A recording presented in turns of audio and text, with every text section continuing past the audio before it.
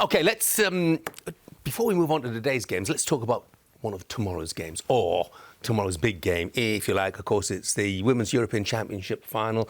England's women take on Germany. What a run they have had.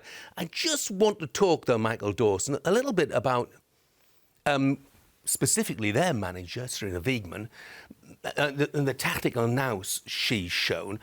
We know the women's team have advanced, the course of women's football significantly in recent weeks. How far, bearing in mind the praise that Wiegman has had, how far do you think we are of having a woman managing in English men's football in the EFL or the National League?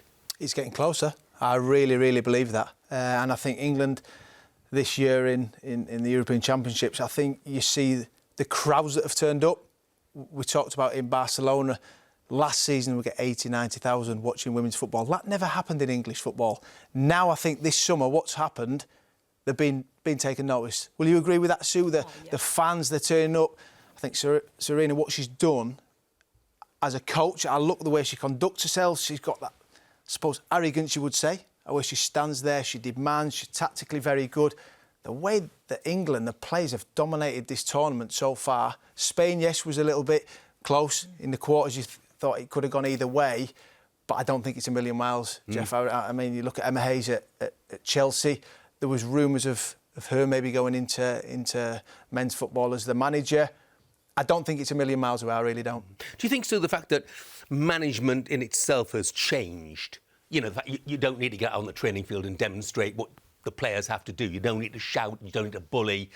Has that enhanced women's chances of getting a role as a professional manager in the men's game? Yeah, I think that the opportunities are certainly there, and I feel that it's got to be the right sort of role for that manager. So whether the club's right, whether the individual's right, I know there's been a lot of talk about what level should the women's manager go in at, but I think if it's a right fit, it's a right fit. And I think when you look at Sarina Wiegman and what she's done for this England side, you talk about, you say she's got an aura about her, hasn't she? The fact that she's so meticulous in her planning. She plans for absolutely everything. Tactically, she's so astute. She can change things within a game, whether that's systems, whether that's personnel, and she'll do it straight away. And I think a lot of the players talk about the communication and how she communicates with the players. And you just think, well, that could transfer across into the men's game. It doesn't matter. I think as a player, all you want to be is you want the manager to improve you as a player. You want to win games.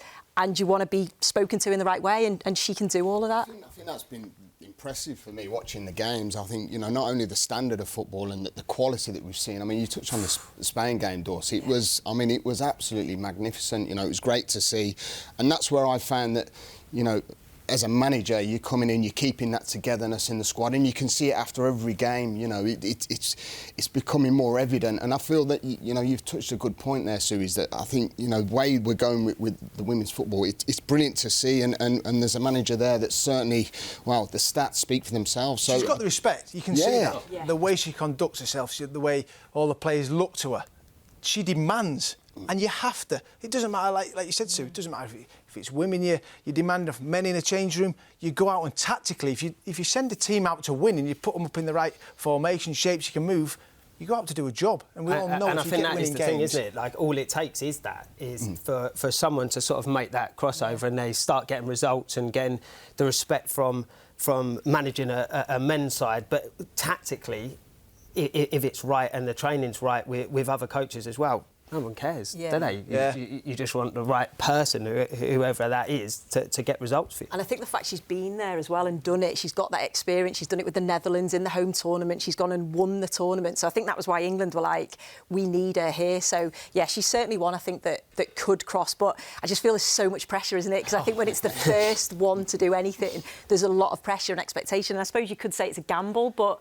Is it under unbelievable scrutiny, unfair scrutiny, in the same way, actually, as, the first women to step into refereeing games in the EFL. It's also, you talk about a gamble, though. I think about a gamble in football is that, like I've seen now, and I see it at QPR for argument's sake, that you've got a manager coming in who's called now a manager, who's only been a coach before. Is it as much as a gamble of that? Yeah. I think it's always a gamble. I don't know why it's more always of a gamble, Jamie. You'd think as a coach, we talk about Michael Beale because it's QPR there. Aston Villa, very, very good. As a coach, completely different having to manage. So it's going to be no different. You're always taking a risk. When you sign a player for big money, what they're going to be like, do they fit into the football? It's no different as a manager, whether it be a man or a woman. They have to fit into the philosophy of the football club. Where an Emma Yeah, Hayes, that's for the argument's sake, has already been a manager. Yeah, So and they have to isn't- get results, regardless of whoever it is. You go in, if you win games, you're successful, you do well, you're going to get praised. If you lose, other end of the spectrum, you're under pressure and you get sacked, regardless of whoever it is. I mean, look, Phil Neville did a good job with the Lionesses, but there's no question at all that Wiegman has improved them, so shown her credentials. I thought, the first one to take the plunge with a women's manager might have been Forest Green, because Dale Vince is a very forward-thinking owner. They plumb for Ian Birchnell of Notts County as well, but I wouldn't be surprised if there were some women on their shortlist. I've got no knowledge of that, but I just suspect.